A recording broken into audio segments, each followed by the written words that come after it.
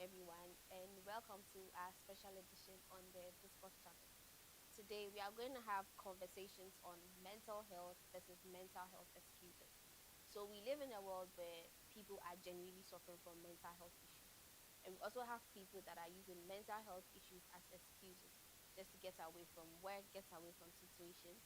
And today, we are going to have a conversation about what the actual conversation is, how are we able to differentiate between what is actually genuine and then those who are using it as just excuses to run away from situations. So I have myself and then two amazing ladies in the studio. I'm going to leave them to do an introduction. So they're going to tell us about themselves, what they do, and then afterwards they'll tell us why this conversation is very passionate to them. So I'm going to start with my first lady. Hi, my name is Rita. Now-Odey. I am the executive director of the Nine Foundation. I do a lot of other things, but this conversation is for me. Okay. I'm a mental health advocate, and the reason why I'm passionate about mental health is because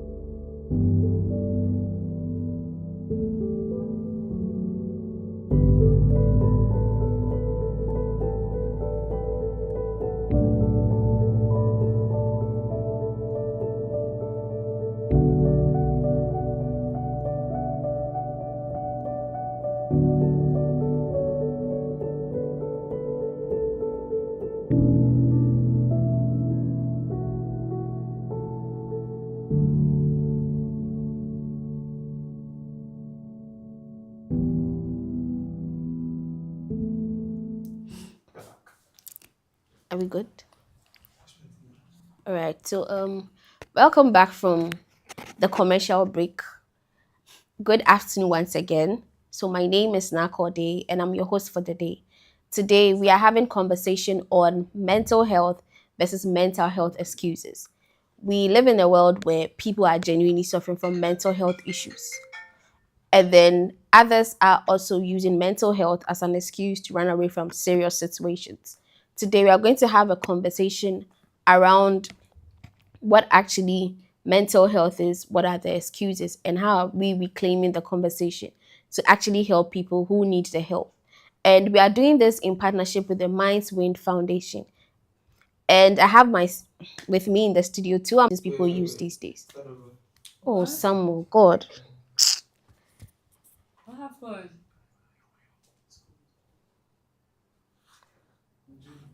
All right, so my ladies are going to introduce themselves and then we are going to start the conversation. So they're going to tell us about who they are, what they do, and why they are passionate about mental health. So I'm going to start with Juanita. Hello, my name is Juanita Naa-Odey Ofori. I am the executive director of the Mindwings Foundation and also a very passionate mental health advocate. Um, the reason why I am passionate about mental health is I experienced a mental health disorder or illness myself. And because of that personal setback or journey, it fueled my passion to start the foundation. And the foundation is basically set to help people feel more seen and then help their journey through healing and also for them to feel supported. So that's why I'm very passionate about it. I want to help people feel seen, heard and supported through their journey of healing Okay, because I don't think I had it that easy, but then we want to make it easy for others. okay, Hi everyone, my name is Jessica Hampson. I'm a therapist and a writer, aside many other things. So the reason why I'm passionate about mental health is I notice most people do not have the safe space to actually express themselves, and also most people are not aware or even properly equipped with the information they need concerning mental health awareness or illnesses itself. So that's the major reason why I decided to be a part of the Mindswind Foundation. And that's why I'm also passionate about it, to create a safe space for people to actually learn about mental health and the illnesses as well. okay, great. So we've now understood what mental health means to you. We are in a world now that a lot of people use mental health frequently, like they use it anyhow. Any small thing, my mental health. Any small I'm thing, they are depressed. now like.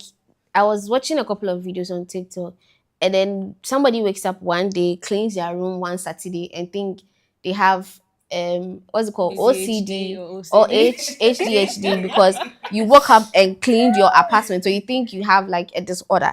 So, what do you think has been the conversation around mental health these days? People are using it frequently, it's being misunderstood and being misused. What are your thoughts on it? So my thoughts on it is, I believe a lot of people are not properly informed.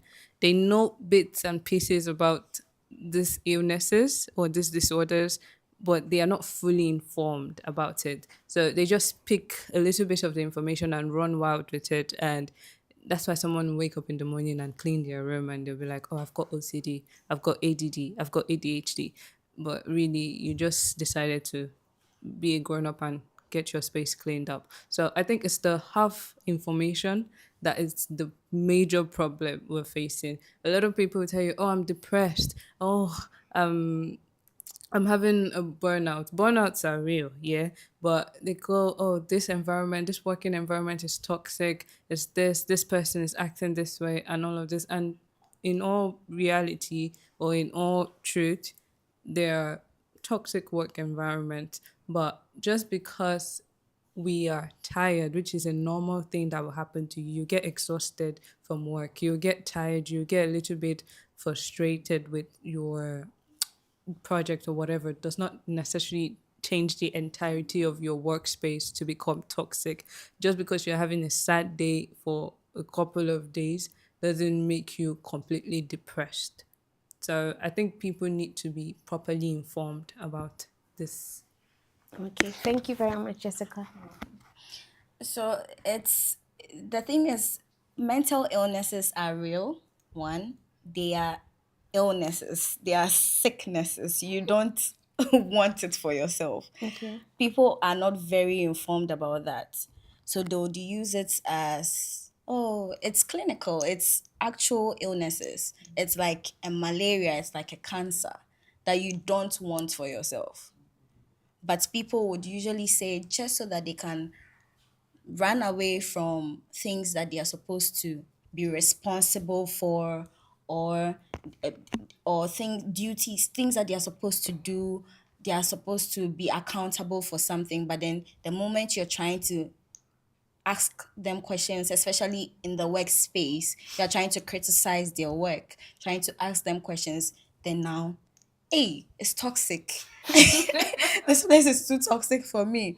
Why it's too bad for my mental health. It's crazy. I find it very common among the younger people, especially the young workforce. They use it a lot, quote and unquote, the Gen Zs. They Okay. use it a lot. You hear someone who is probably, let's say, a younger person who's working in a space, and the person's like, "Oh no, I can't take it. It's not given." Yeah, I mean, because that's what you hear. It's not given. It's toxic. The energy, it's not negative vibes, negative energy. That's what I'm getting from the workspace. And really, what you are just trying to do is to negate your work. You're trying to push your work away from you and actually get into the work. There are good what will I call it? There are good stress.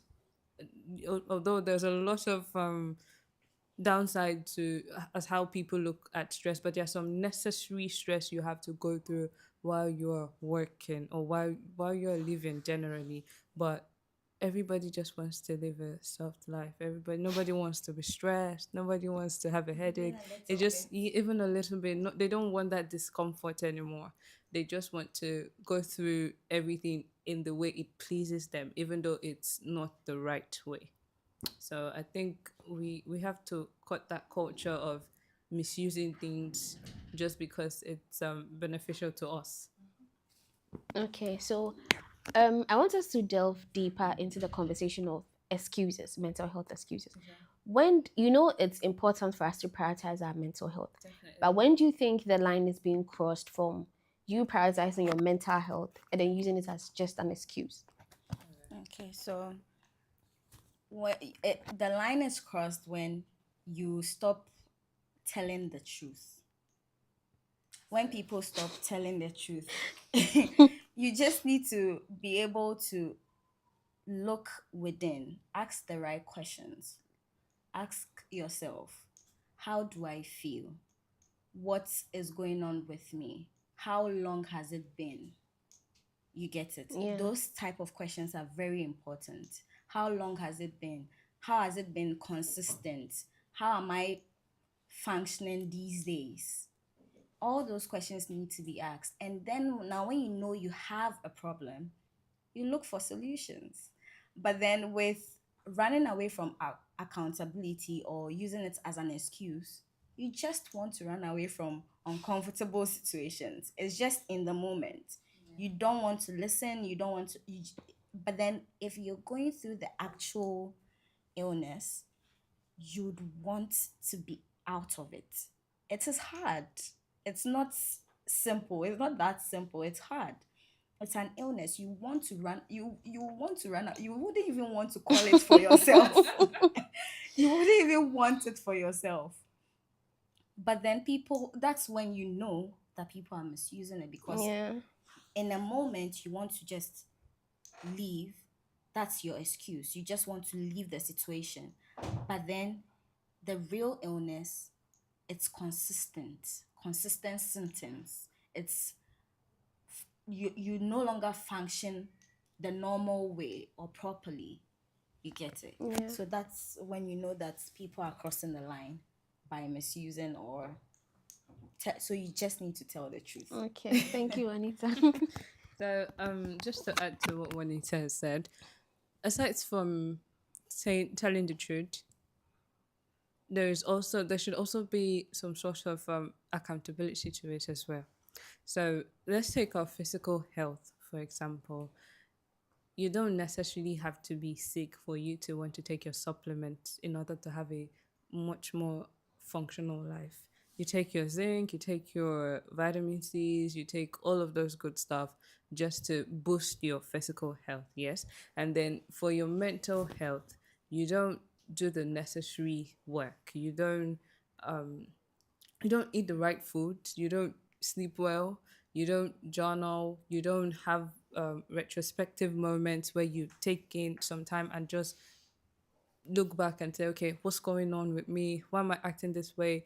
What's going on here? Did I act this way because of XYZ, or am I just in my head a lot?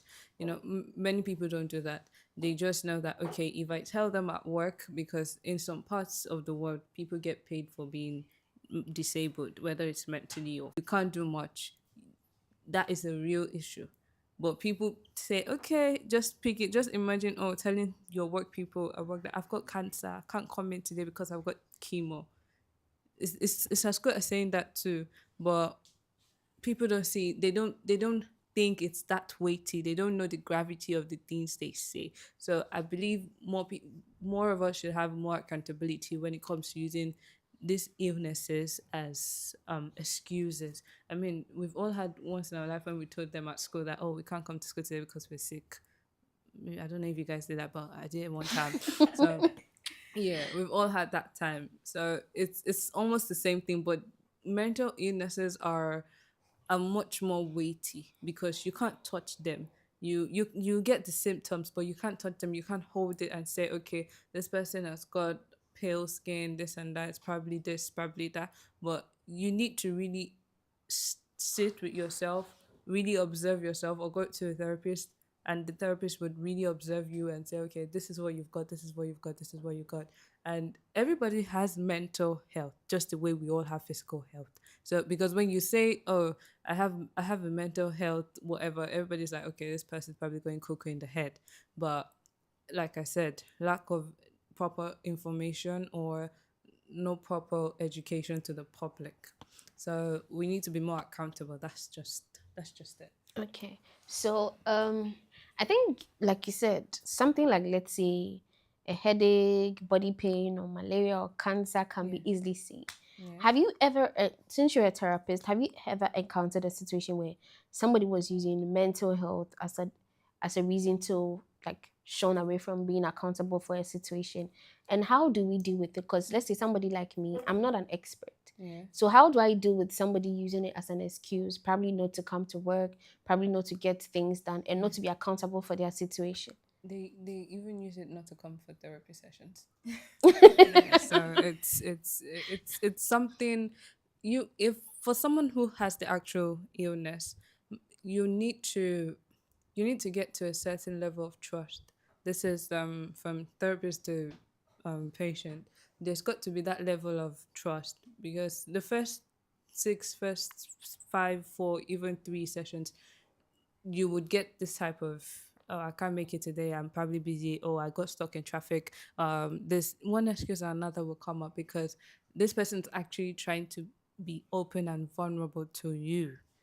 You're a complete stranger to this person and you are the one who wants to help this person. So yes, the excuses, or rather using the illnesses as a form of excuse to not get proper treatment, is always there. The many times I've missed injections just because I don't want to get the jabs. So the excuses are always there.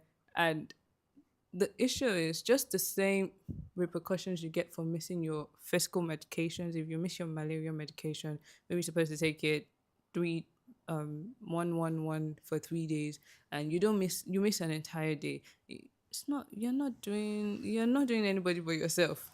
The repercussions will eventually come again. You would have to take the proper medication from the beginning, start to finish again. So the longer you push it, or the more excuses you make, you will get a relapse. That's why you see people having relapse. You see people saying, "Okay, I started therapy. I'm doing this, or I'm going for A&A classes for people who have alcohol and other issues. Um, I'm doing this, I'm doing that," and then all of a sudden they disappear because of the built up excuses they've been saying. "Oh, I can't make it today. I've got this, I've got that, I've got this, I've got that. I can't make it in today," and then maybe they miss 10 sessions, they miss a whole month, they don't show up at all, and this thing start building up that resistance again, because it's like you're exercising. Okay, that's the perfect example. You're exercising, you're trying to build muscles, whether it's your triceps, your quads, whatever it is you're trying to build. You miss the gym for, let's say, a month, start having your one pack again instead of your six, and and then you're looking at yourself in the mirror and you're saying, what's going on, what's happening? It seems like the gym is not working, but you fail to put in the work, which is going to the gym at least 3 times in a week, or let's say 4 times a week, so that you can get that summer body, so, or you achieve the body goals or weight loss goals you have. It's the same. You have to put in the work. You can't make the excuses and you expect to see results. You would have your relapse if you don't. You won't get the proper treatment if you don't. So people, the excuses will always be there, and I think it stems from a place of fear and trust, or better still, mistrust. There's no proper trust yet. So you have to build that trust, and the person has to feel safe with you, and to be able to be very vulnerable. And you also have to help the person move away from the block of fear they are at. So she spoke from the excuses, Angle. Yeah. yeah, angle patients would give, but then with people who just give it as an excuse to avoid accountability or responsibility, yes, I've seen a lot of them because I manage a few people, and you'd hear it a lot. How do I usually meet them? Or not just the people I manage, but my friends, my family. I'm the type of friend who will tell my friends the truth. My friends know that. So when they meet me, I will tell you the truth, but then I would say it with a lot of compassion. Okay. I see you, I believe you, but you need to put in the work, like she said. You can't stay where you are. You need to take it one step at a time. That way, you've met them with a lot of compassion. You've made them understand that I understand that in this moment you feel sad. In this moment, you don't feel like you want to do this. But have you thought about what you want to be in the next 5 years? In the next 5 years, have you thought about what you want to be in the next 5 years? Usually that's the goal people set for themselves. I want to be this. But then it's the little things you do today that leads to that. So everything you do within your day leads to it. So the decisions you're making every day for yourself would lead you to that person. So when you're avoiding discomfort, you're harming yourself. It's better for you to get up. I'm not saying rush in it, go and do it like you are a superhero. No. But take the little steps. If today you can't do everything that Juanita can do, if I can't do everything Juanita will do in a day today because I don't feel like it, I will try to at least do a few because that's what I can handle today. Okay. And that's okay. But when it becomes consistent, you don't want to do it because it's uncomfortable. We all have those days. We have the bad days where you really don't want to get out of bed to do anything. It Yeah. happens. But then sometimes it's not even about motivation, it's about discipline. You need to forget your mood and follow your plan. And then just get up and do it. because sometimes motivation will never be there. We have those days, and when you follow it, you realize that you go a week and you have done You've done nothing. nothing. And then if you're like me, you would feel worse than you were feeling before. So it's best you get up and just do it, even if it's just to take the tiny little steps. So to me, I would always meet these people with a lot of compassion. I would say, I see you, I believe you. I believe that you don't feel like it, but you have to. Because this is what we need to get it done Done. at this moment. Unless you're saying you can't do it at all, then I find somebody else to do the work for you. Yeah. All right. So I think you mentioned something about fear, where people are scared. Yeah. And so I want us to talk about stigma, Okay. and then like reality in our African setting, even in Ghana. Last month was Men's Mental Health Awareness Month, and we didn't even talk about it. We just brushed it off. Many people don't even know that June is June, yeah. Yeah, Yeah, June. June is men's mental health month. Many people don't know. They only know about the general mental health Yeah, day, but they don't know about men's mental health. So talking about the stigma, or especially in Africa, yeah, in African setting. I it think is Juanita made a statement that if you say you have mental health issues, people automatically think you're going mad. true. Like when you say, "Oh, my mental health can't take it," the first thing is like, "Okay, this person is probably bonkers," or they'll take you for deliverance, or they'll call the pastor and be like, "Hey, pastor, please."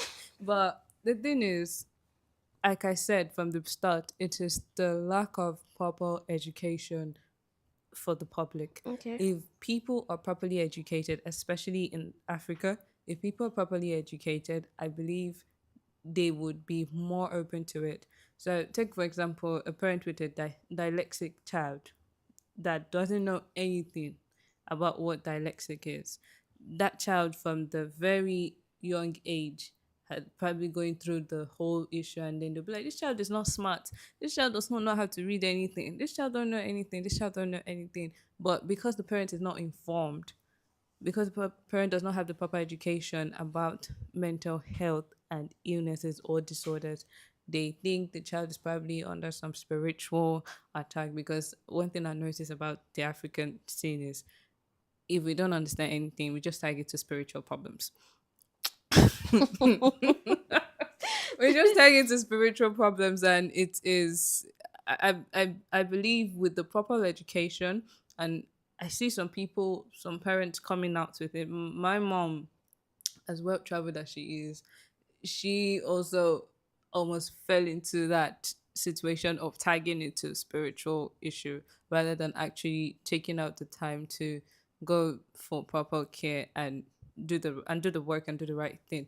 But thankfully she did. She didn't leave it at, we'll pray about it or we'll pray it off. But I'm not disputing prayer. Prayer works, prayer is good, but we have to do the work still as individual. We need to get our people educated. We need to get the communities educated. And I'm not just talking about a certain caliber of people. I'm talking about down to grassroots people, because you find out that in those communities there are people suffering from things like that. Children, adults, middle age, all from all ages. Either everybody has mental health, but some people have illnesses that are not even properly diagnosed or even diagnosed at all. So it still boils down to the lack of education of the public. That's why the stigma is there. That's why the fear is there. For someone won't outrightly tell you, "Oh, I'm depressed." They won't outrightly. It's just now that it's coming out because, like you said, a lot of people are using it to get away from work. A lot of people are using it to get away from many other things. But the ground is breaking, or we're having groundbreaking experiences from works that are being done by a lot of foundations and individuals to help people, educate people about it, teach people about it, and also create that safe space for people to actually share their experiences and actually have the opportunity to be educated about mental health. Okay. I believe that we can do that. Like she's saying, we are having a lot of breakthroughs, and we are they are doing a lot of work, and the not the language or the conversation is going on, but it needs to be properly. People need to be properly informed, properly. Like it needs to, they really need to understand the depth of what it is. Because if we leave it at that and people keep oversimplifying what their mental illnesses are, they get up, I have depression, they feel that's it. And when they keep doing that, the work that is ongoing would go back to ground zero, and now the actual people that are suffering wouldn't be seen.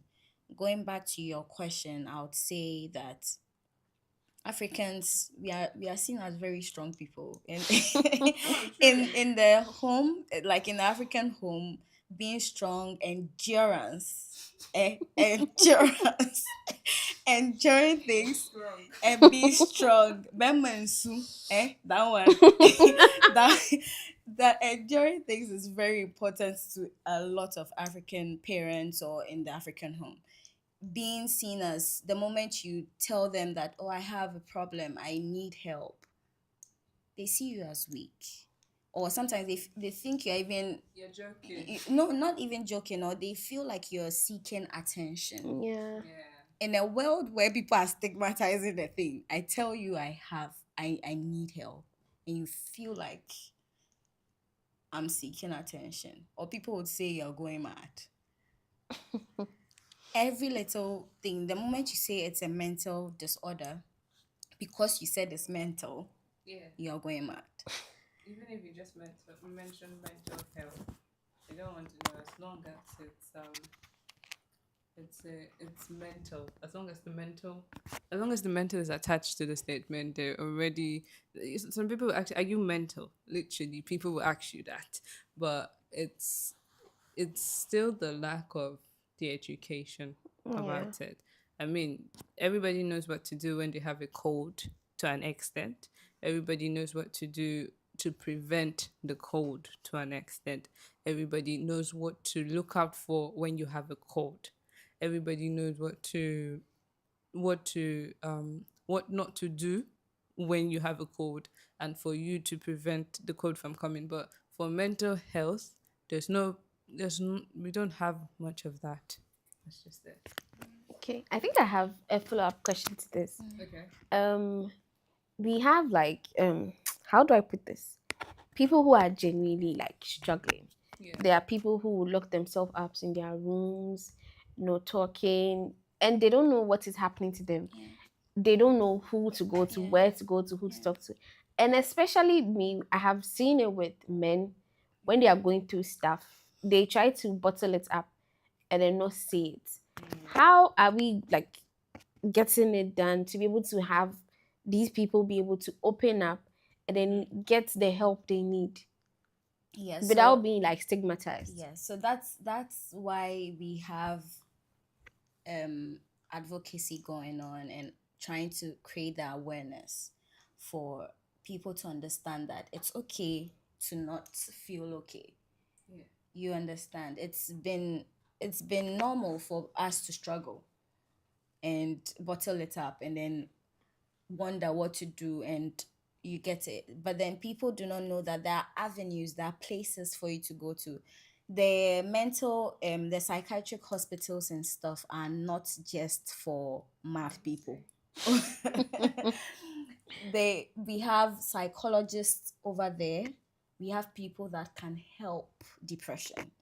We have people that can help any type of mental illness or disorder, not just when it's gotten to the very severe stage where people run around naked and everything like that. No, we have, yes, we have all that. We have the very severe cases, like even physical physical illnesses. We do have the minor illnesses, and we Yeah. have the very severe ones. And the very severe ones, you stay in the hospital, that people who have been in the hospital for a year plus. It's the same thing for mental illnesses. We have people that are in the wards that have been there for more than a year. You understand? So Yeah. when we have people who go there for just a month, and we have people who go there daily for reviews and stuff like that.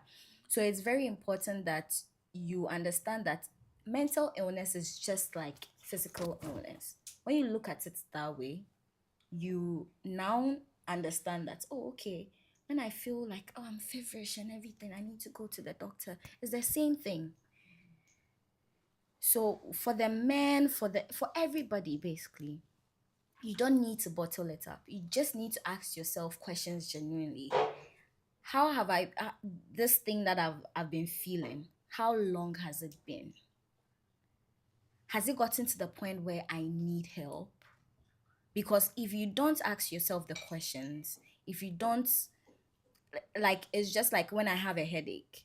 Sometimes I would have a headache. I know I've been behind my laptop for a long time and I haven't gotten up, I haven't eaten. So I do the minor things. I'll eat, I'll get up, I'll take a walk and see if that Yeah. headache will stop. If it doesn't, then I know that now I need to take the next step of going to check it out. Okay. That's the same thing you need to do as a man, as a woman. You need to check in on yourself. How am I feeling? This thing that I've been feeling, has it been 2 weeks? Has it been 1 month? Do I need help? Yes, you do. So you just get up and then you go before it becomes, because for mental illnesses, just like physical illnesses, if you don't attend to the little symptoms, the symptoms build up.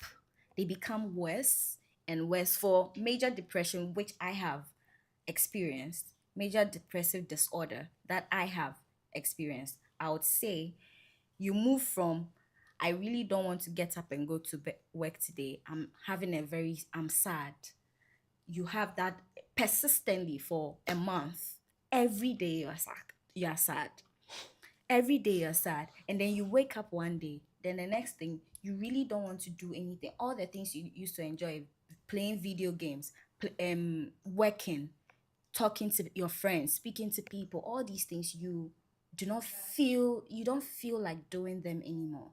Then it moves to another stage where now you're looking at, I really don't want to be alive. Why am I alive? Then you're moving on the street and you're like, can this car just hit me so that I die? Then you move to the next thing, you're attempting the suicide and you control yourself. Then you move to the next thing, you are attempting it and you no longer have control over yourself and you kill yourself.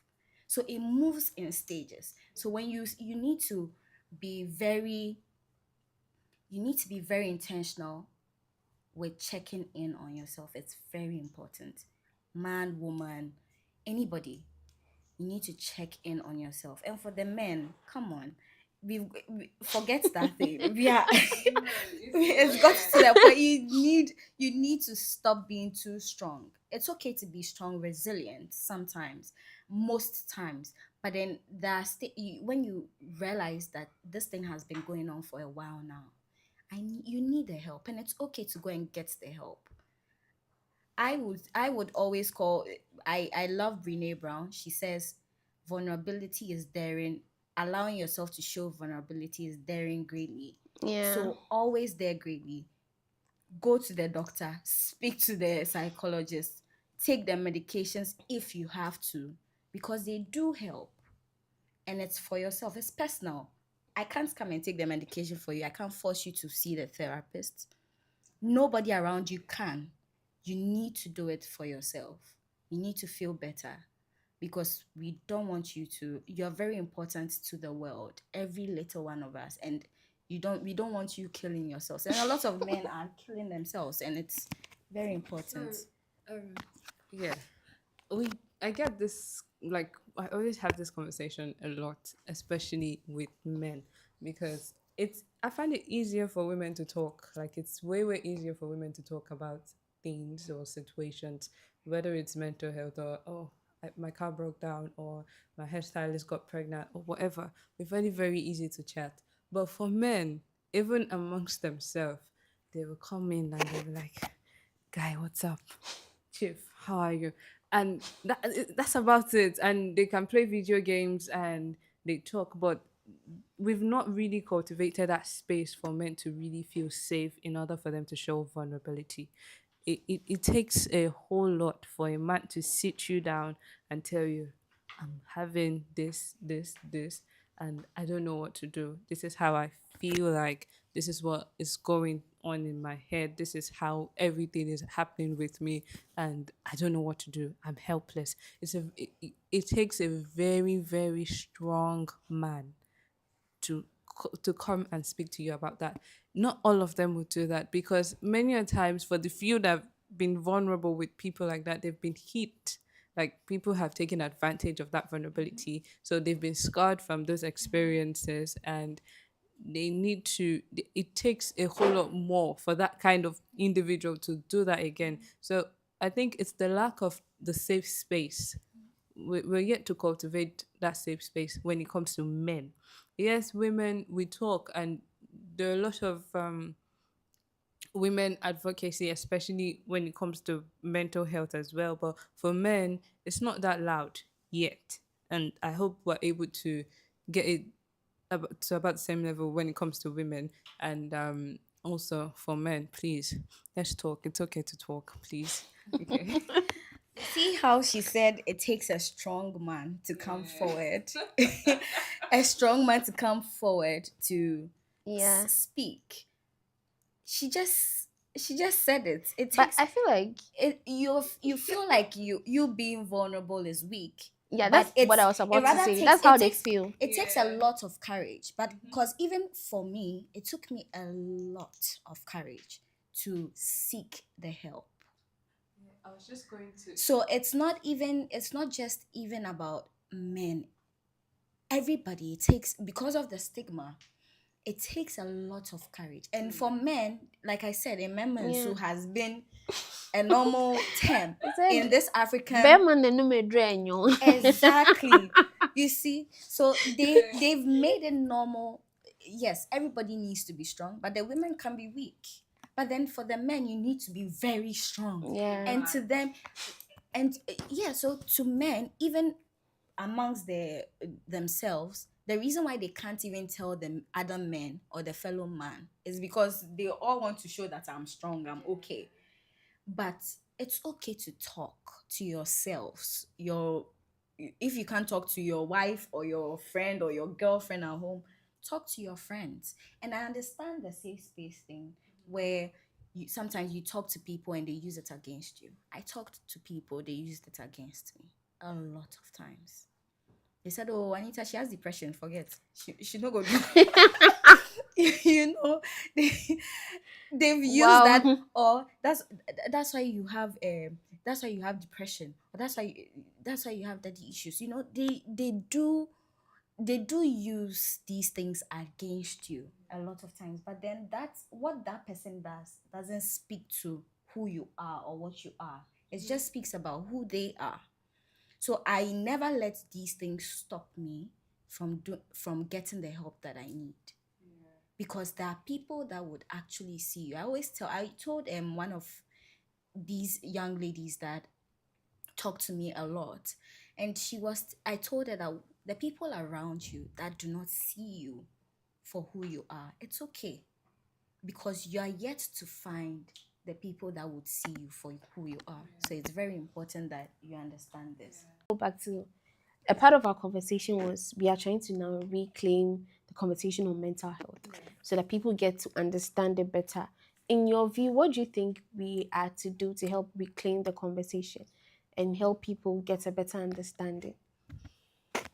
Okay, first, before you reclaim anything, you have to first know what it is you are trying to reclaim. Yeah. Okay, it still boils down to the educating of the public. I would forever be one of those. You need to know what it is you're getting yourself involved in before you start. Get the ground basics, understand, okay, this is the footwork of what is we need to do. This is how we need to get it together. This is what we're going to do before we now know that, okay, this is what we are getting back. This is how we need to get it back. And it boils down to the educating of the public. It boils down to awareness.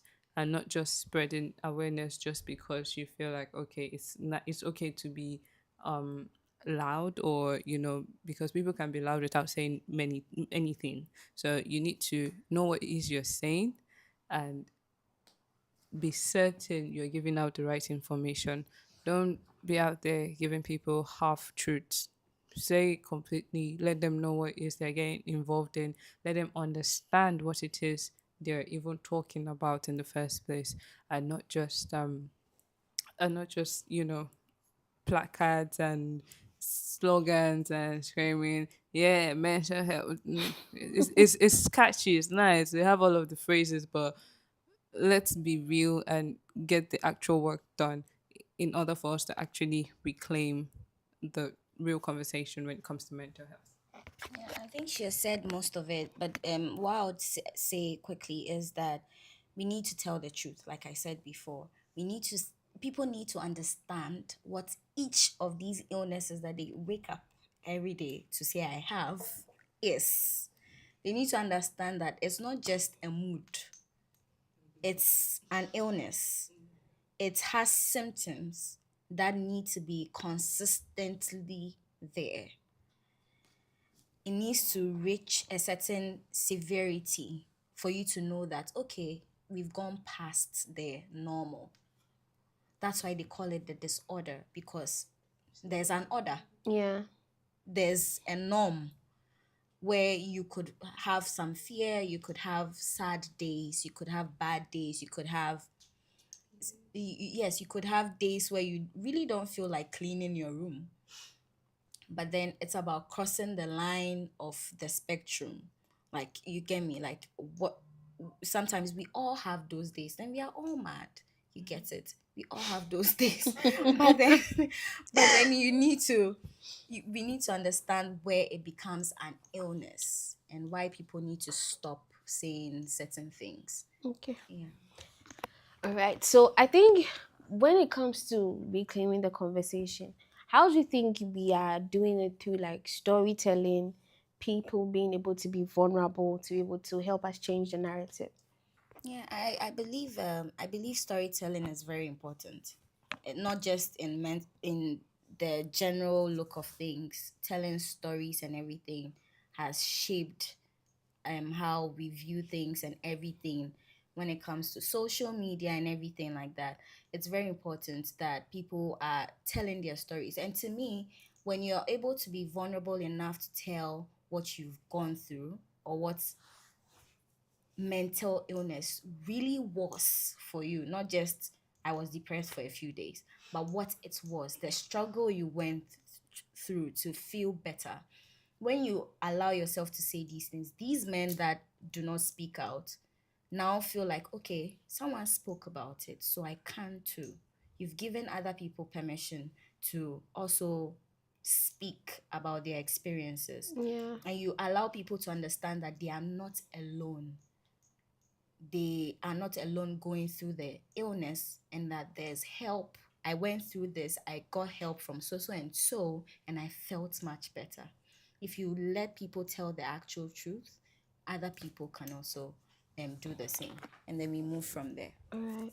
Okay, so with the storytelling thing, most people see it, especially on the social media platforms, most people see it as people are trying to gain views, trying to gain likes, and all of that. But if your story is authentic, if it's genuine, if you are actually telling the truth and being vulnerable so someone else can benefit from your own experience, someone else don't have to go through their own illnesses or their own journey alone, then it's worth telling. Because also being a writer, it you storytelling is very, very powerful. It shapes how you think and how you see a lot of things. So it's a very powerful tool that should be used with great discretion. Don't just put it out there just because.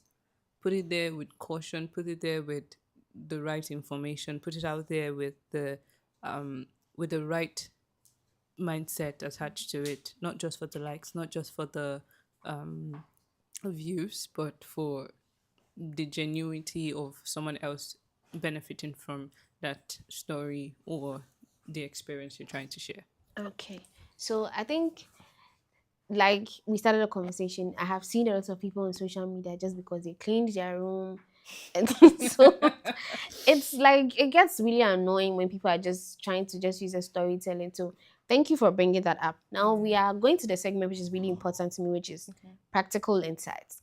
So how do we, like, how what are some of the everyday ways people can check in on their mental health without waiting to Okay. break down? I Okay. think, Jessica, you have You to should, start yeah, this you year should. since Okay. you are the So therapist. first and foremost, journaling. Like that should be everybody's go-to. Whether you're a hardcover book and pencil or pen kind of girl, or soft copy to put in your notes, make sure you journal. Make sure you write down your everyday experience. No matter a little to as, oh, I woke up at 10 a.m. this morning.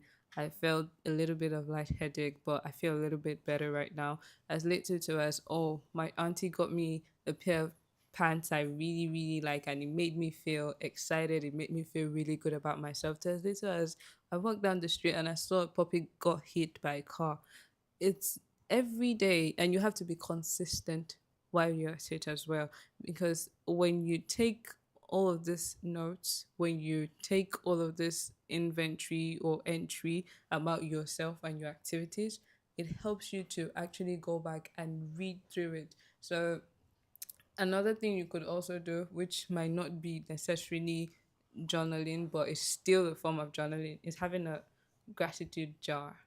So every day you could just write out how you feel. Maybe at the end of the day when you come back from work, whatever emotion it is you're feeling, you could write it down, write the date, the month, whatever, and put it in the jar. And maybe after the end of the month, or it could even be at the end of the year, you open it like a piggy bank. You open it, you take it out, and then you read through and you sit yourself down. You're like, oh, really? I felt this way January 2021. Oh, I felt this way September. I can't believe I felt this way. Then you start to see patterns. You start to see signs of how fleeting emotions can really be, and you also would be able to identify a major pattern in case there is, let's say you have a breakdown and you're taken to the therapist office by your family or your friend or whatever, and that's like the basic work you have to do almost every day. That's usually the assignment you have to take up to do, journaling. So that is the major thing everybody should do. And we should also learn to sit with ourselves. Don't be afraid to be alone. People don't know how to enjoy their company, and it is very important, because it is only in that moment you truly know who you are.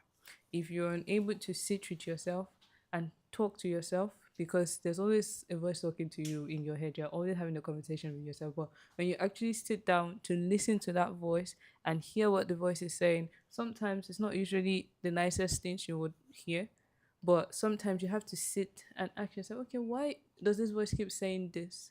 Why am I hearing this? What is going on? How do I change this? How do I get to be better? XYZ. And you get this information, you write it down. It all boils down to journaling. You write it down, you do the work, you enjoy your own company as well. You don't have to be out all the time. I'm not saying going out is wrong, and some people can be like, oh, what if I have depression and I'm constantly in my house locked up, I'm not going anywhere, I'm not going. That's not what I'm talking about. I'm talking about maybe taking a retreat somewhere.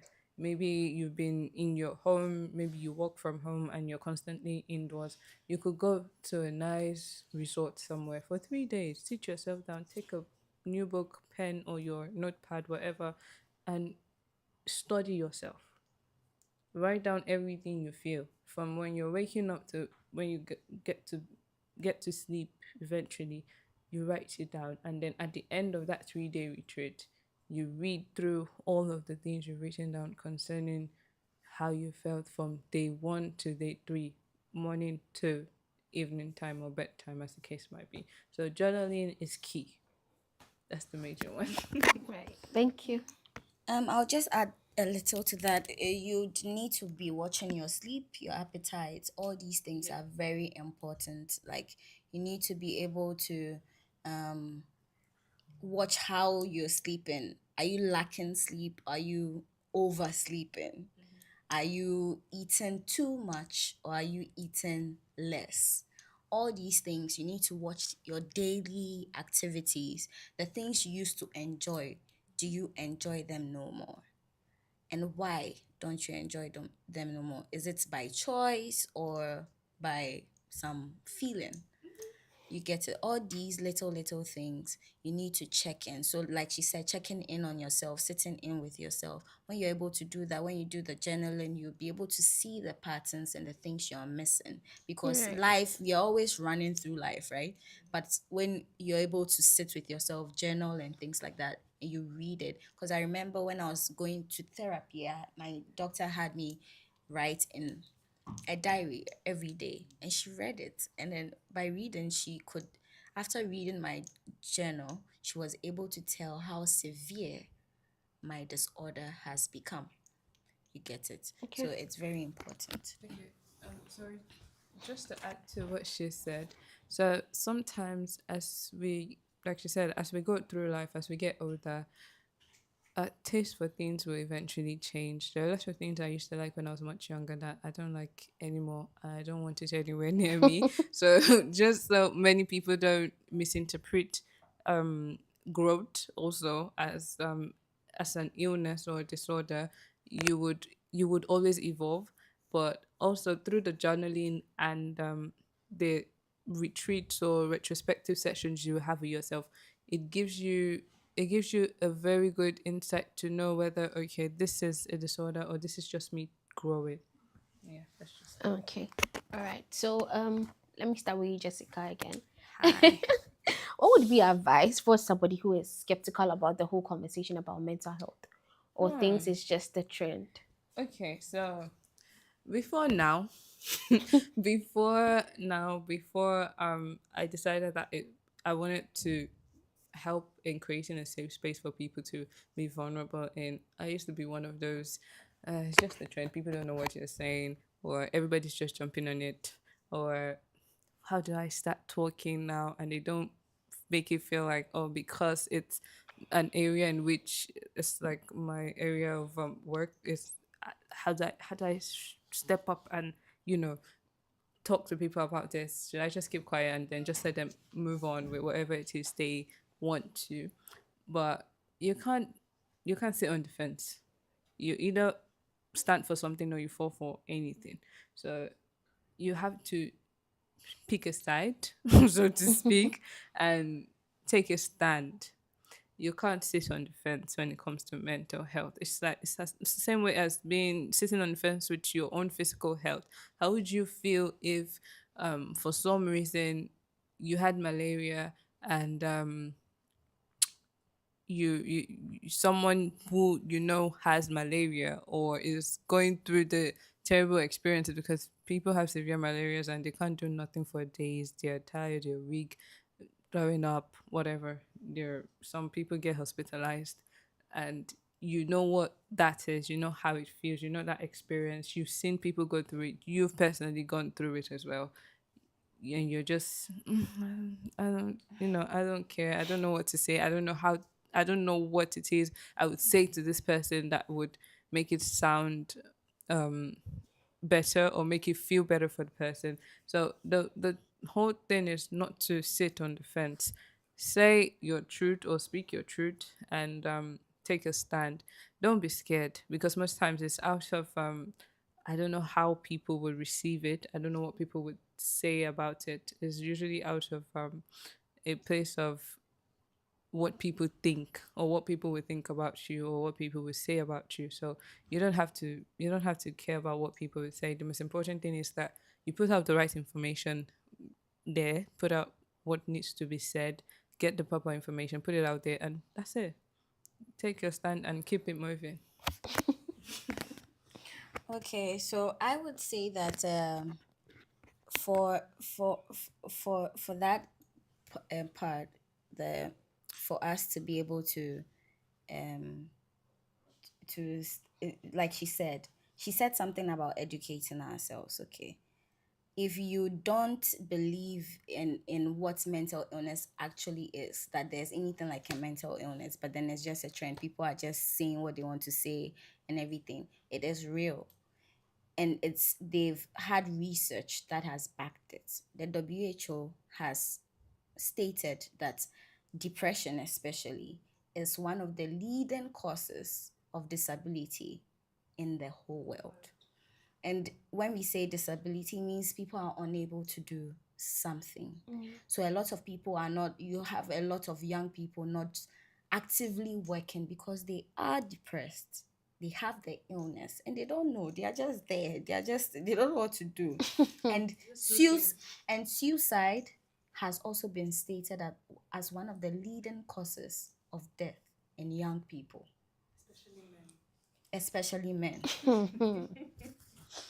So it's very important that if you don't believe it, you don't need to know the entirety of something to respect it.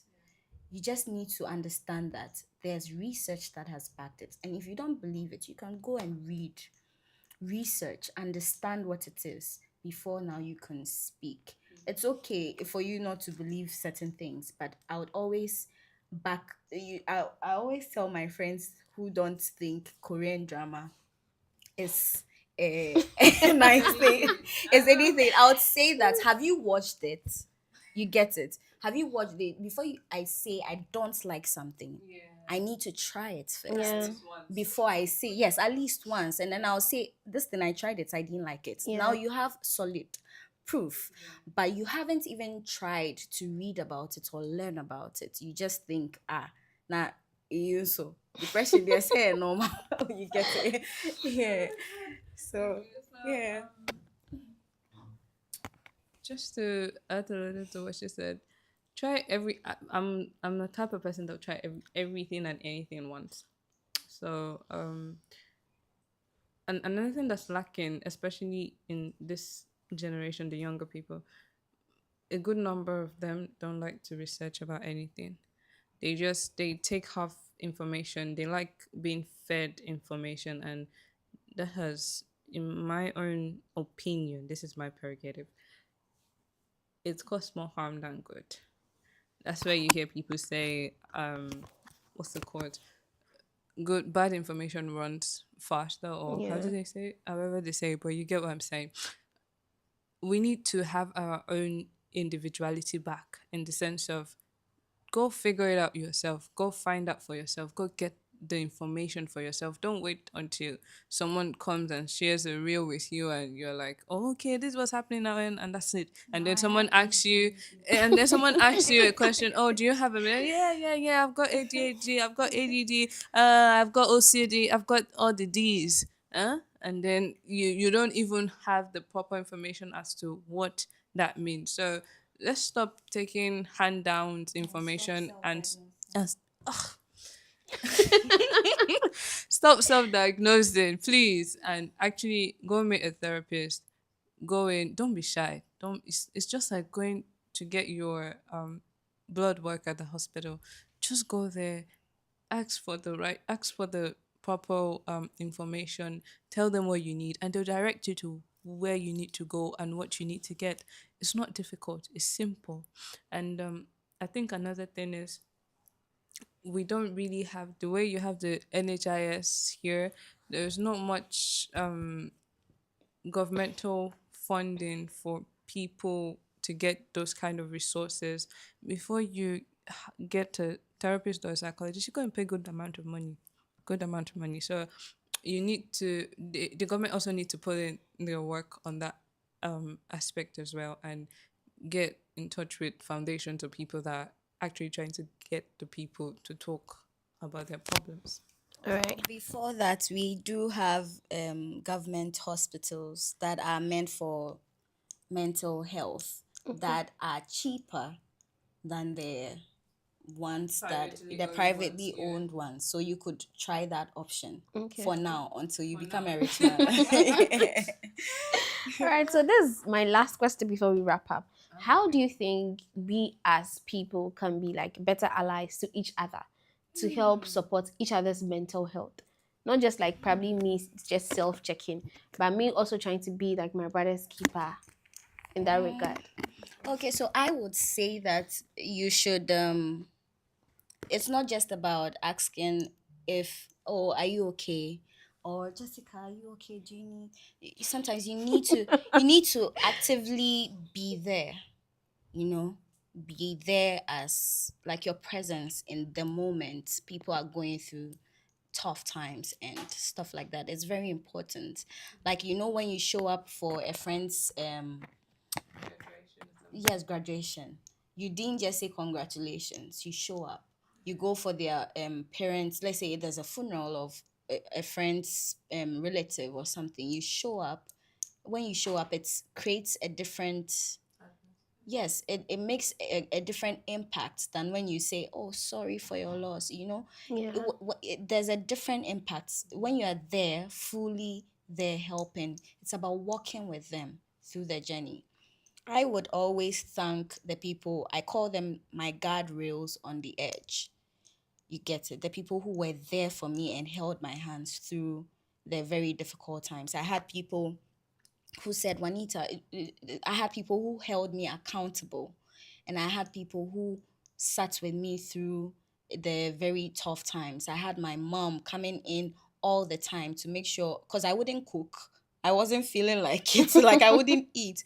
But my mom would come and then she would make like a bunch of food and then say, okay, I'm leaving, that's my patrol, you know, Eat. eat. Yeah. So, you know, those little things help me through. So it's very important that when people speak to you, first of all, listen, and then don't just say, "Oh, sorry, why?" No, you don't just say that. You know, you should you should walk with them through it. Or Yeah. what do you need? Is there anything I can do to help you? And sometimes when people are going through these things, they don't even know what they need, or sometimes they don't even ask you for help, but you need to be checking in on them a lot. I had a friend who was going through a very tough time. She was going through guilt, she was going through grief because she had lost her mom. What I did was to check in as much as possible because she didn't want anybody close. She didn't want people around her. But checking in as much, I'm here when you need me. If you want to talk, when it becomes hard and you can't control yourself, I'm here. Call me. I'll pick up at any time. I don't care what I'm doing. You get it? Like, Yeah. it's like reassuring them that you are there. You need to keep doing it. It's work, but you need to do it because it just shows how much you care. Saying hi, sorry for your loss, is work, but then it's very little work. But Yeah. going wherever the funeral is taking place, showing up there is a lot of work, but you did, right? So it's the same thing. Always walking through the dark times or the illness with them, not just saying, "Are you okay? Sorry, why?" Those things, no. I beg. Oh my goodness. Okay, so that's very true. Having people who hold space for you is very important. We don't have when you find people mental health illnesses or disorders or not in actual life, when you find people that hold space for you, don't joke with them. Show your pride, keep it in the bin, and let them stay. Do what it takes because you don't see many of those kind of people anymore again. So, with that being said, finding your people holding space for you, you also, the individual that space is being held for, also have work to do. You didn't you were at least to a minimum, you were a little bit accountable to these people.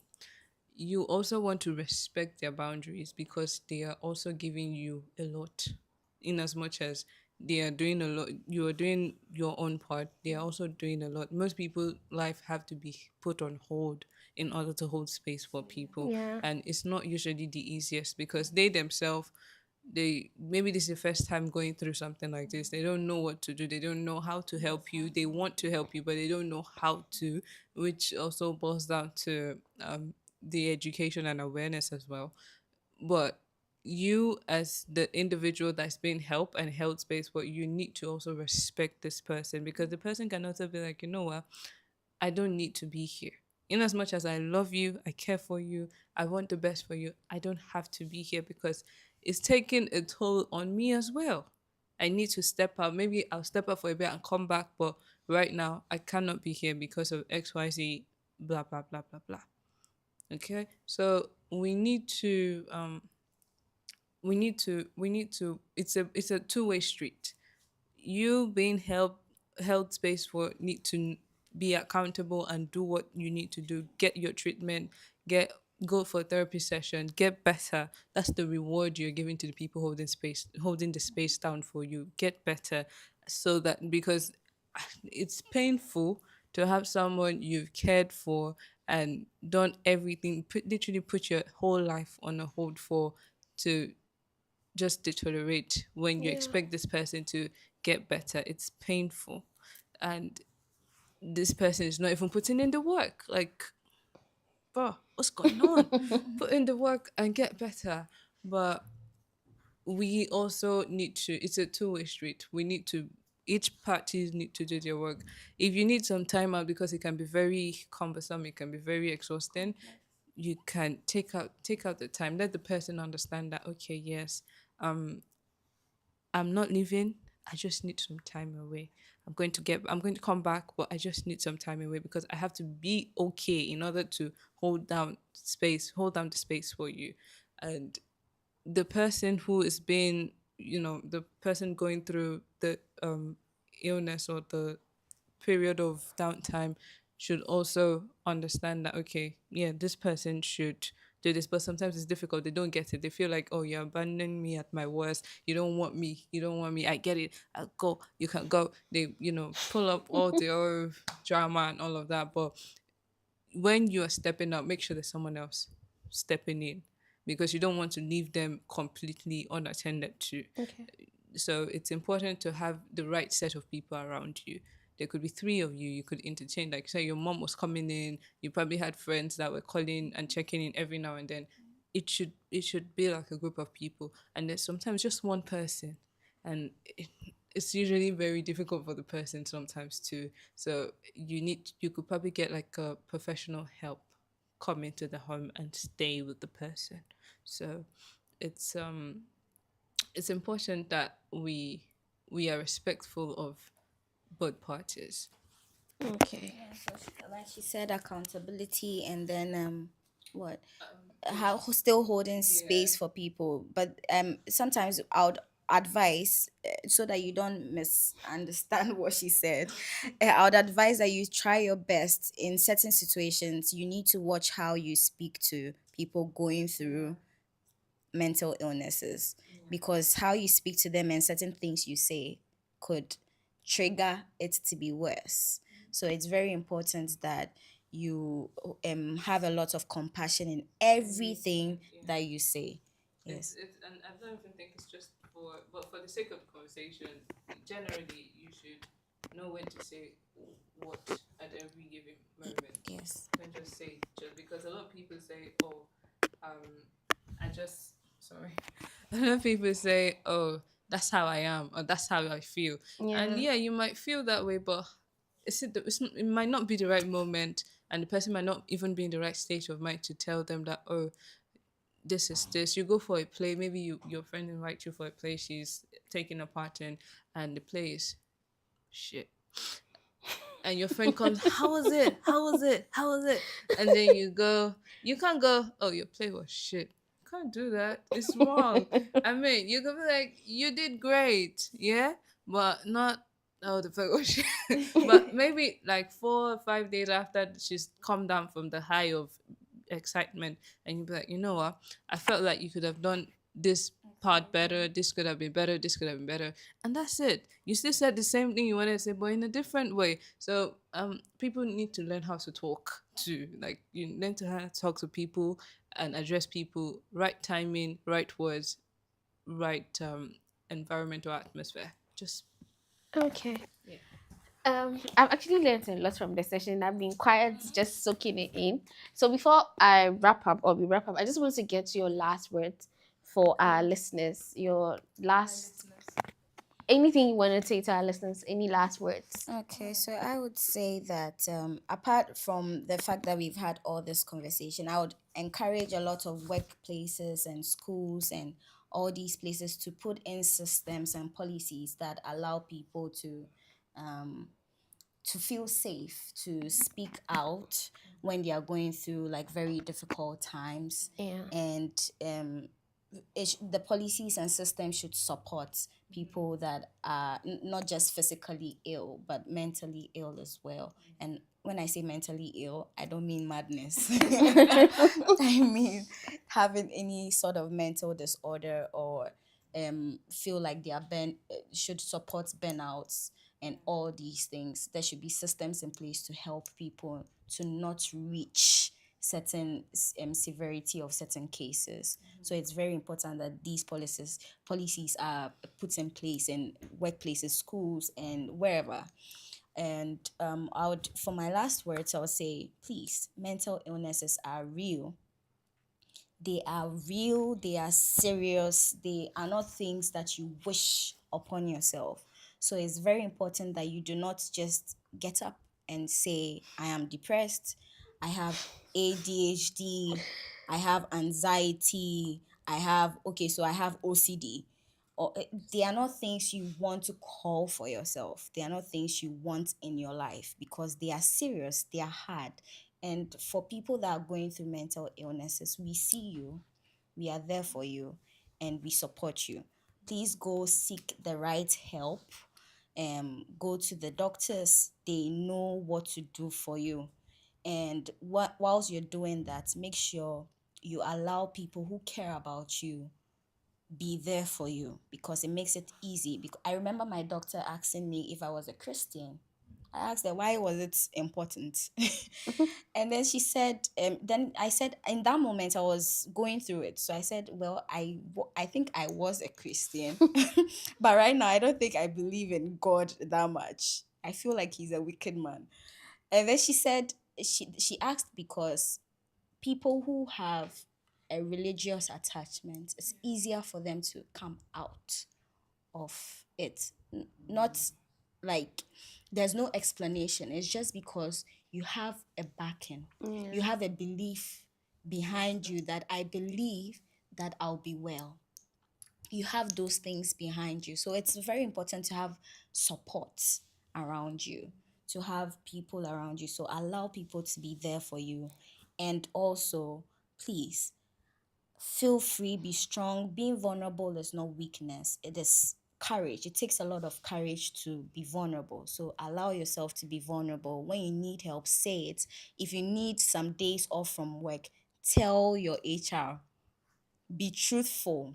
Don't just say I'm depressed, so I won't come to work, or the place is toxic, I won't do the work. You know, yes, it's not given. You don't say those things. You need to be truthful with yourself, accountable as well, and don't misuse the words. It's very important that we don't misuse it, or else we water down the actual illnesses, and we make those who are suffering from these, and they are fighting mental illnesses. They are fighting every day to feel better. And what we are doing when we misuse the words is we water down the struggle, and we make them feel like, okay, everybody is going through it, so why am I overreacting? Yeah. But they aren't. You get it. They need help. So please, let's stop misusing the words and then tell the truth. Thank you. Thank you. So my last words would be, I mean, Juanita has literally said almost everything, but my last words would be: get the right information, get informed, do your part, which is getting informed, stay safe, eat well, eat well. For goodness sake, eat well. A lot of people would be hungry and get angry because of the hunger, and then take it out on people, and then they'll be like, oh, I have bipolar. You're just hungry. Please eat, okay? Eat. You don't have bipolar, you're just hungry. So eat, take your physical health and your mental health as they're equally important. You need both of them for a well-being. You need both of them to have a well-being. You can't be physically you can't be physically ill and mentally all right. You can't also be mentally ill and be physically all right. You don't. They both work hand in glove. You need both of them to be okay. So do the work. It's not you. It's not easy, but it's good work. It's hard, but it's good work. So get informed, put in the work, eat right, take your drink water, please drink a lot of water as well. So and also aside from workplaces putting in the systems for people to get the help they need, because when you say workplaces, you find out that a lot of creative spaces give that system. They have that system. So it shouldn't just be people working in the creative sector. It should also be for people working in the banks, people, even the healthcare people as well, the healthcare practitioners. They should also be given that system as well, because you have a whole lot of burnout from people working in the healthcare system, because most times they're usually understaffed and overworked and not really well paid. But that's another topic for another day. So let's do the work. Let's get informed. Let's eat right. Let's drink a lot of water. Let's prioritize our mental health as much as we prioritize our physical health as well, because we need both of them. I mean, you need both of them. You can't do without the other. That's just the most important thing. Get informed, do the work, and do the right thing. And sometimes the right thing one doesn't feel good. So I mean, I have to go to the gym, but it's fine. Right. So thank you so much, ladies, for sharing this insight with us. Realize that during this conversation I was very quiet because a lot of the things were new to me. And it's good that we are getting this education now. And this conversation was brought to you by the Africa Discourse channel in partnership with the Minds Wind Foundation. So the Minds Wind Foundation helps support people with mental health, and there are a couple of initiatives they'll be doing this year. I will let Juanita, the executive director, tell us a bit about what they'll be doing and then how you could benefit from some of their initiatives before we wrap up.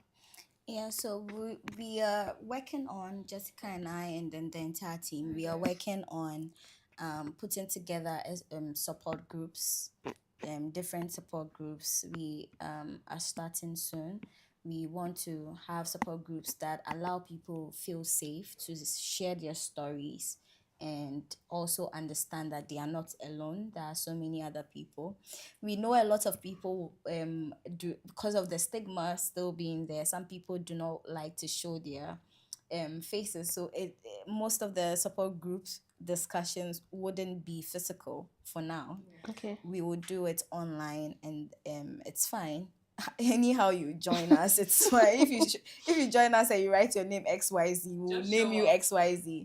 Just show up, and then feel free to tell us what you're going through, things you've been through, and you'd understand, and you would meet a lot of people there who have been through similar or are going through other things, and you'd understand how they are processing it and going through everything. And apart from that, we are going to be having a lot of webinars here to keep creating the awareness we need to create. We will be working on a few articles as well, and a lot more. We are working on it, and we'll share with you. So just watch this space, right? Yes. All right. So, if you are somebody going through anything mental health related, you need somebody to talk to, you can just reach out to the foundation via all social media platforms, the Mindswind Foundation, and they are going to be more than able to support you in it any way you want, basically.